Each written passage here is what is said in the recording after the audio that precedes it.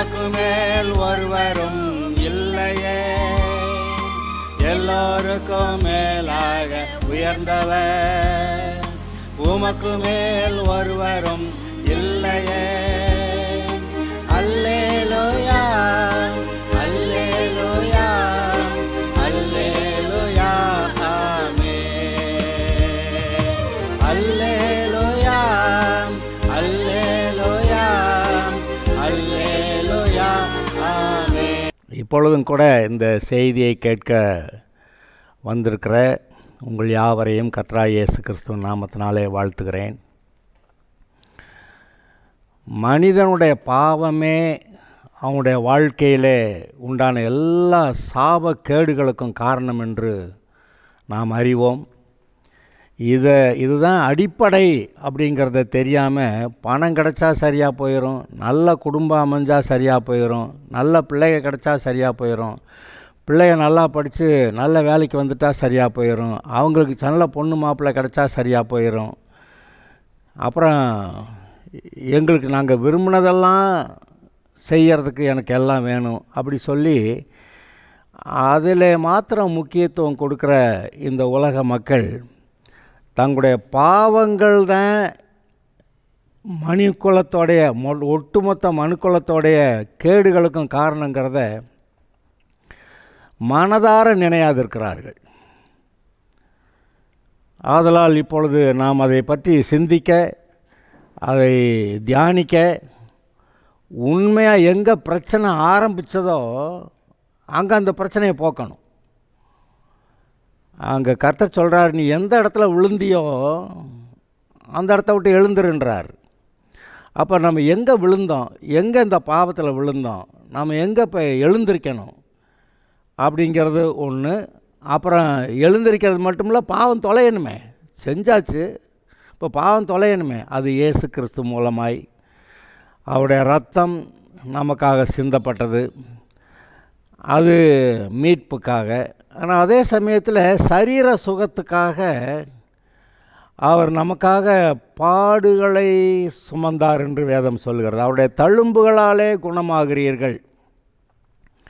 அவருடைய தழும்புகளாலே, அதாவது அவரை அடித்து காயப்படுத்தி கைகள் கால்களில் ஆணிகளில் அரைஞ்சு தலையில் முள்முடி வச்சு அடித்து தாடியை பிடுங்கி முதுகெல்லாம் உழுது போட்டது மாதிரி அப்படி அவரை அடித்து வாரினால் அடித்த போது முதுகில் இருக்க சதையெல்லாம் பிச்சுட்டு வருது. அவர் தன்னுடைய எலும்புகளெல்லாம் எண்ணலாம் அப்படிங்கிற அளவுக்கு இருக்குதுன்றாரு. அப்போ அவ்வளவு கேடுபாடான பாடுகள். அந்த பாடுகளில் இதையும் ஒன்று சேர்க்கணும், ஸ்கேப் கோட், அதாவது போக்காடாக விடப்பட்ட ஆடு. அது இஸ்ரவேலோடைய பாவத்தெல்லாம் சுமந்துக்கிட்டு அவன் கொண்டு போய் வனாந்தரத்தில் விட்டு வந்துடுறான். அது தனியாக இங்கேயும் அங்கேயும் போய் மேலே கீழே விழுந்து முட்டி மோதி கேமன்னு கத்தி அது எவ்வளோ வேதனையோடு எங்கேயாவது விழுந்து கிடந்து செத்துருக்குன்னு பாருங்கள். அது பைத்தியம் பிடித்து இங்கே அங்கேயும் முட்டி மோதி விழுந்து செத்தது. மனிதர்களுக்கு இருக்கிற பைத்தியத்தை இயேசு சுமந்தார்னு காட்டுவதற்காக அந்த போக்காடு பற்றியதான விவரங்கள் சொல்லப்பட்டிருக்கிறது. சரி, இப்படி இயேசுவுடைய ஒட்டுமொத்த பாடுகளை, அவர் நமக்காகப்பட்ட அடிகளை, காயங்களை, தழும்புகளை பற்றி நாம் நோக்கி பார்த்து தியானம் பண்ணினால் அங்கே தான் நம்முடைய சுகம் இருக்குன்னு கர்த்தர் சொல்கிறார். அவருடைய தழும்புகளால் குணமானீர்கள். நீங்கள் பைபிளில் சுற்றி எங்கெல்லாம் வந்தாலும் இந்த வசனம் எந்த வசனமாக இருக்கட்டும், கடைசியில் இங்கே வந்தால் தான் சுகம். அநேக எடுத்துக்காட்டுகள், அவர் கரங்களை வைத்தார் சுகமானாங்க, அவர் சுகமாவாயாகன்னு சொன்னார் சுகமானாங்க, அப்புறம் கண்கள் உங்கள் விசுவாசத்தின்படி கடவுதுன்னாரு, அவங்க கண்கள்லாம் திறந்துச்சு. அப்போ இப்படி ஒவ்வொரு கேஸாக எடுத்துக்காட்டுகள் வேறு. இங்கே பாருங்கள், எடுத்துக்காட்டுகள் வேறு. பழைய ஏற்பாட்டில் யாரெல்லாம் சுகமானாங்க? நாகமான் போய் யோர்தான் நதியில் 7 தடவை மூழ்கி எழும்பி சுகமானான். எலியா ஒரு தடவை, எலிசா ஒரு தடவை மரித்தோரை எழுப்பியிருக்கிறாங்க. அப்புறம் முதல்ல அபிமெலேக்கு அவன் தான் சுகமாகும்படி அவன் சுகமாகும்படி ஆபிரகாம் ஜெபம் பண்ணானா, அவன் வீட்டார் சுகமானாங்கன்னு வாசிக்கிறான். புதிய ஏற்பாட்டில் இயேசுவானவர் எவ்வளோ பேரை குணமாக்கியிருக்கிறாரு, பவுல் எத்தனையோ பேரை குணமாக்கியிருக்கிறான், பேதுரு எவ்வளோ பேரை குணமாக்கியிருக்கிறான், அதுக்கப்புறம் சீஷர்கள் ஊழியத்துக்கு போன வகையில் எவ்வளோ பேரை குணமாக்கியிருக்கிறாங்க. இவைகள் யாவும் எடுத்துக்காட்டுகள். ஆனால் எதன் அடிப்படையிலே இந்த சுகம் உண்டாகிறது, எதன் அடிப்படையில், எதன் ஆதாரத்திலே இந்த சுகம் உண்டாகிறது என்று நீங்கள் தேடினால் அது இயேசு கிறிஸ்துவின் தழும்புகளாலே. இயேசு சொல்கிறார், இதோ உங்களுக்காக பிற்கப்படுகிற என்னுடைய சரீரம். அப்போ சரீரத்தை பிற்கப்பட கொடுத்துருக்கிறாரு, அது நமக்கு விளங்குது. அப்புறம் கைகளை காலில் ஆணி குத்துனாங்க, ரைட்டு விளங்குது. தாடியை பிடுங்கினாங்க, விளங்குது. தலையில் முள்முடி வச்சு அடித்தாங்க, விளங்குது. முதுகெல்லாம் ஒரே காயமாகும்படிக்கு அந்த சவுக்கில் அடித்த போது சதையெல்லாம் பிச்சுட்டு போய் எலும்புகளையெல்லாம் எண்ணலாங்கிறாரு, அந்த அளவுக்கு ஆகியிருக்குது. அப்புறம் வியர்வையை இரத்தத்தின் பெருந்துளிகளாய் விழுந்ததை பற்றியெல்லாம் பேசுகிறோம். இது நடுவே அவருடைய வேதனைகள், அந்த நடுவே விசாரணைகள், 7 வார்த்தைகளை சிலுவையிலிருந்து பேசியது, இது எல்லாமே 7 வார்த்தையை மட்டும் போயிடக்கூடாது. அந்த பாடுகளை மத்தியிலே அவர் எப்படி சரியாய் செயல்பட்டார்னு பார்க்கறது தானே நம்முடைய பார்வை. அதனால் அந்த பாடுகளை பற்றி நீங்கள் தியானிச்சிங்கன்னா, தேவையான அளவுக்கு தியானிச்சிங்கன்னா தெய்வீக சுகம் உண்டாகும். அப்புறம் தெய்வீக ஆரோக்கியம் சுகமாகிறது, ஆரோக்கியம் இருக்கிறது. அது தெய்வீக ஆரோக்கியம் இருக்கிறதுனால வியாதி வராது. அப்போ பவுல் இயேசுவோடைய பாடுகளை நான் கண்டு ஐக்கியமாகி அவருடைய ஜீவனுக்கு உட்படும்படியாக பிரயாசப்படுறேன்னு பவுல் சொல்கிறானே. அப்போ இயேசுவோடைய பாடுகளின் ஐக்கியத்தை நான் அறியணுங்கிறான். அந்த பாடுகளின் ஐக்கியத்தில் தான் அங்கே சுகம் இருக்குது. அதனால் நம்ம அதை விட்டுட்டு இயேசு நமக்காக மரித்தார் ரத்தம் சிந்தினார் அதை மட்டும்தான் முக்கியப்படுத்தி பேசுகிறோமே ஒழிய, அவர் நம்முடைய சுகத்துக்காக அங்கே மரத்திலே கட்டி வைக்கப்பட்டு அடிக்கப்பட்டார். By his stripes we are healed. அவர் வித்தியாசமான டிரான்ஸ்லேஷன், அவருடைய தழும்புகளால் குணமானோம்னு தமிழில் இருக்குது. ஆங்கிலத்தில் பை ஹிஸ் ஸ்ட்ரைப்ஸ், அவர் வாங்கின அடிகள்னால நாம் சுகமாகிறோம்னு இருக்குது. ஆனால் எல்லாம் ஒட்டுமொத்தமாக ஒரே காரியத்தை தான் சொல்லுது. ஆக அதை நாம் சற்று கவனித்து பார்ப்போமாக. இன்றைக்கு இயேசுவானவர் சர்ப்பத்தை போல மாறி உலகத்தார் எல்லாருடைய பாவங்களை தன்மேலே ஏற்றுக்கொண்ட உடனே அவர் சர்ப்பம் போல தோற்றமளிக்கிறார்னு, அதன் அடிப்படையில் தான் பழைய ஏற்பாட்டில் 2 வசனங்களை நான் உங்களுக்கு வாசிக்க போகிறேன். பழைய ஏற்பாட்டில் 2 வசனங்களை வாசிக்க போகிறேன். அதை சற்று கவனிங்க. முதலாவது வசனம் யாத்ராகமம் 7:7 12 வரை.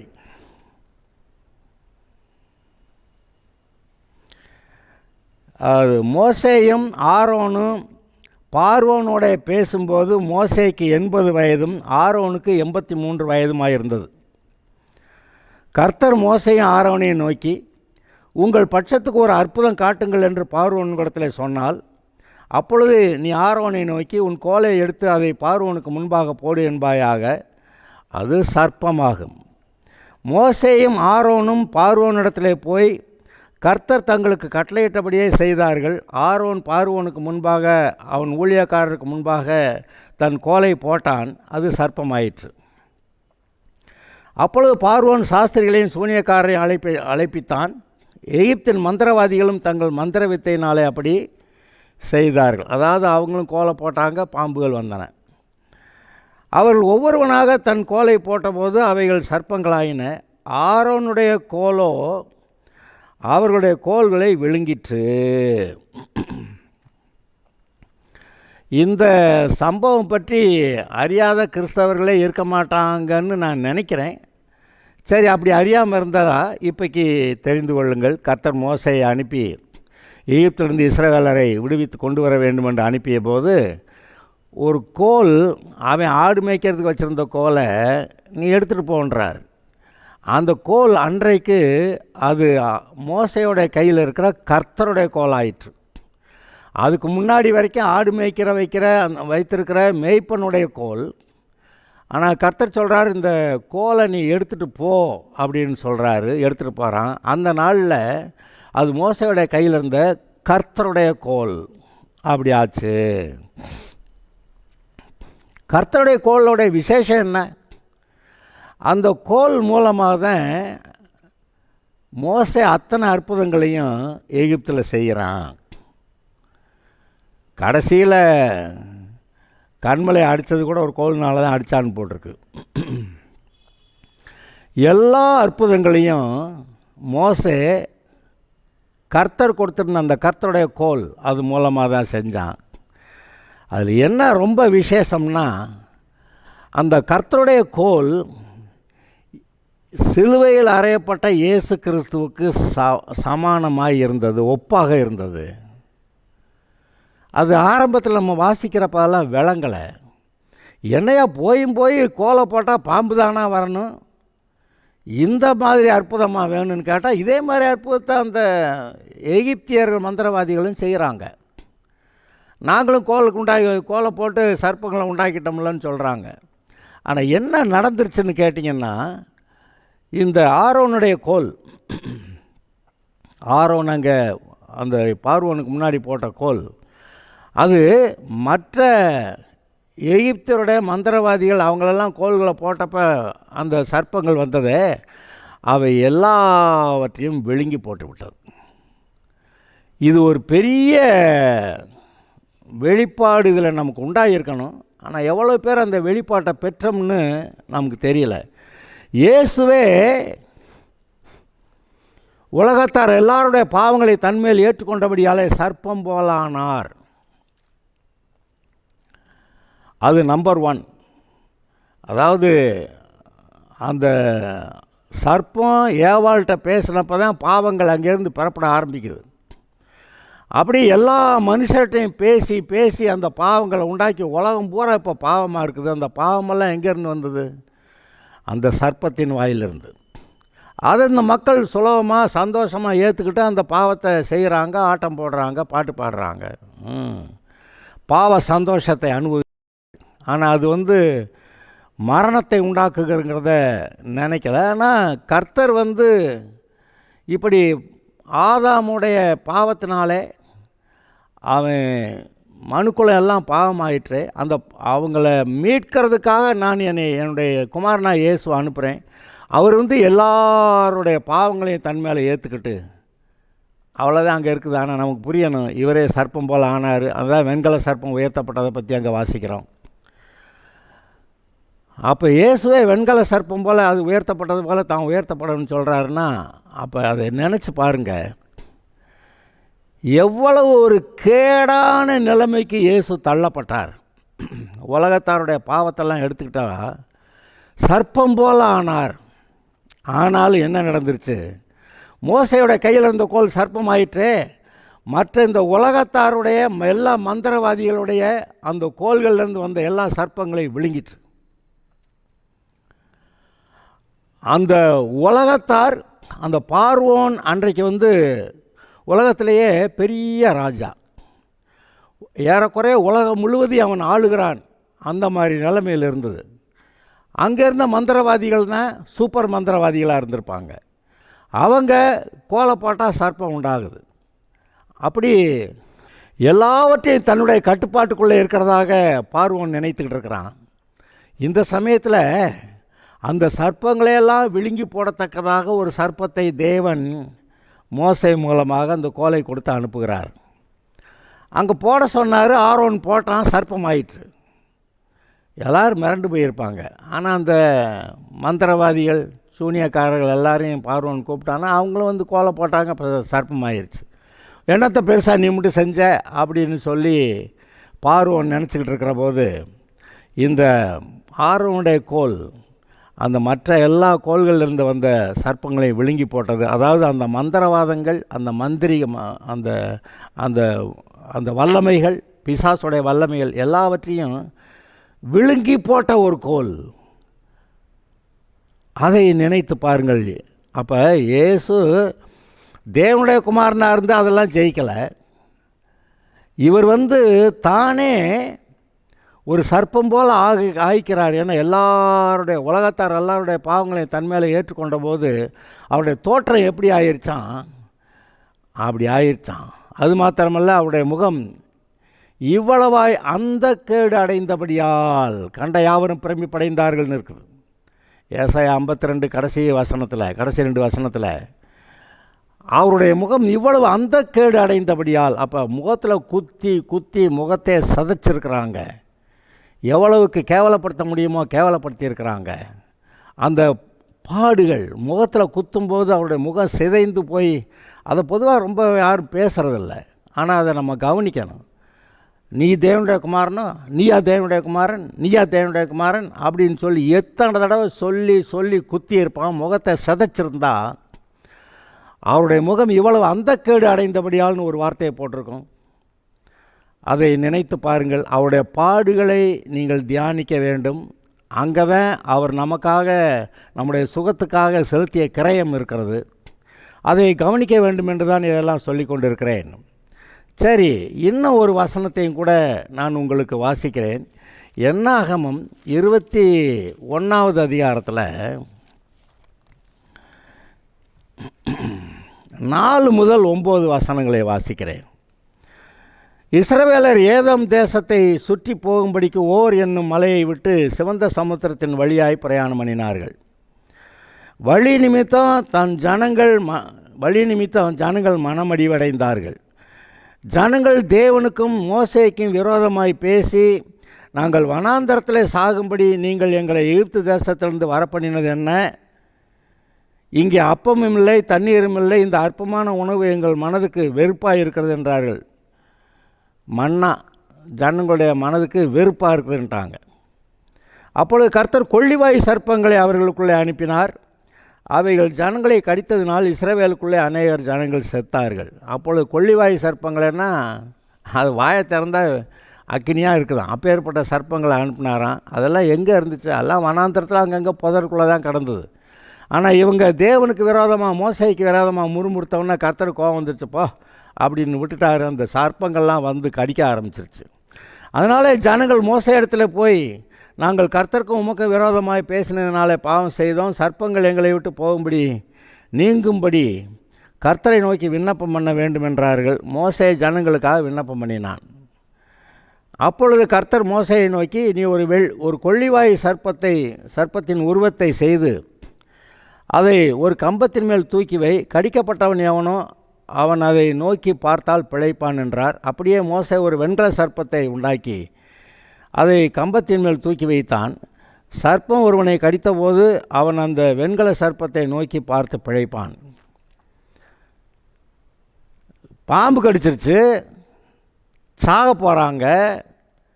சாகாமல் தப்புறதுக்கு அந்த வெண்கல சர்ப்பத்தை நோக்கி பார்த்தால் சாகாமல் பிழைப்பான், சுகமாயிருவான்.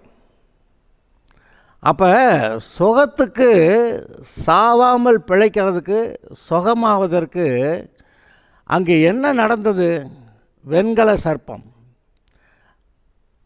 இவன் கொண்டு போன கோலே அது சர்ப்பமாயிருச்சுங்கிறது நமக்கு ஒரு பெரிய கேள்வி. இது என்னது, போயும் சர்ப்பந்தானா, ஒரு சிங்கமெல்லாம் வரக்கூடாதா அப்படியெல்லாம் நம்ம நினச்சா இல்லைப்பா. அது அங்கே அந்த சர்ப்பத்துக்கிட்ட இருந்தேன் எல்லா பாவமும் புறப்பட்டு வந்து இந்த மனுக்குலத்தை இப்படி ஆக்கி வச்சுருக்கு. இப்போ இந்த மனுக்குலத்தில் இருக்க எல்லா பாவத்தையும் திருப்பி கொண்டு போய் ஒரு ஆள் மேலே வச்சா அந்த ஆளே சர்ப்பம் மாதிரி ஆயிடுறாரு அப்படிங்கிறத காட்டுவதற்காக தான் இதெல்லாம் நடக்குது. அப்போ அந்த வெண்கல சர்ப்பத்தை விளக்கும்படி, நீக்கும்படி, அனுப்பிவிடும்படி ஜெபம் பண்ண சொல்லி ஜனங்கள் கேட்குறாங்க. ஆனால் அவர் என்ன பண்ணிட்டார், அதெல்லாம் செய்ய முடியாது, நீ ஒரு வெண்கல சர்ப்பத்தை செஞ்சு வச்சு பாம்பு கடிச்சவன் சாகிறதுக்கு முன்னாடி வந்து அதை பார்த்தா பிழைச்சிக்கிடுவான் அப்படின்னு சொன்னார். அது மாதிரி பாம்பு கடித்தவர்கள் எல்லாரும் சாகாமல் பிழைக்க இந்த வெண்கல சர்ப்பத்தை நோக்கி பார்த்து பிழைத்தார்கள். இந்த 2 அடையாளங்களும், மோசே கையில் இருந்த கோல் அது சர்ப்பமாகி, மீதி மந்திரவாதிகளுடைய சர்ப்பங்களை எல்லாம் மந்திரங்கள், அந்த பிசாசு மூலமாய் உண்டாகிற மந்திரங்கள், மந்திரவாதிகள், பிசாசின் வல்லமைகள், அந்த சர்ப்பங்களை இந்த ஒரு சர்ப்பமானது விழுங்கி போட்டுச்சு. அது போய் பாம்பு தானான்னு நம்ம கேட்கலாம். ஆனால் இப்படி ஆகிவிட்டது, வேறு விதத்தில் விவரிக்க முடியாது. இயேசு சர்ப்பம் போல் ஆனார். சர்ப்பம் ஏன்னா எல்லா பாவத்தையும் ஏற்றுக்கிட்டு அந்த பாவங்களுக்கான தண்டனையை அவர் அனுபவிக்கணும். அப்படி தான் இயேசு அந்த தண்டனையை அனுபவித்து கொண்டிருந்தார். அதை நோக்கி நான் பாம்பினால் கடிக்கப்பட்டேன்னா பாவத்தினால் கடிக்கப்பட்டு, பாம்பு கடிச்சு பிடிச்சுங்க. ஏதோ ஒரு வார்த்தையை சொன்னோன்னே நமக்கு மனசுக்குள்ளே ஆத்திரமாக கோபமாக எல்லாம் வருது. யாரோ ஒன்று, சில வார்த்தைகளை சொன்னால் சந்தோஷமாக இருக்குது, சில வார்த்தைகளை சொன்னால் வருத்தமாக இருக்குது, சில வார்த்தையை சொன்னால் அழுகிறான். ஆனால் சில வார்த்தையை சொன்னாக்க எப்படி இருக்க, ஈட்டியில் குத்துன மாதிரி இருக்குது.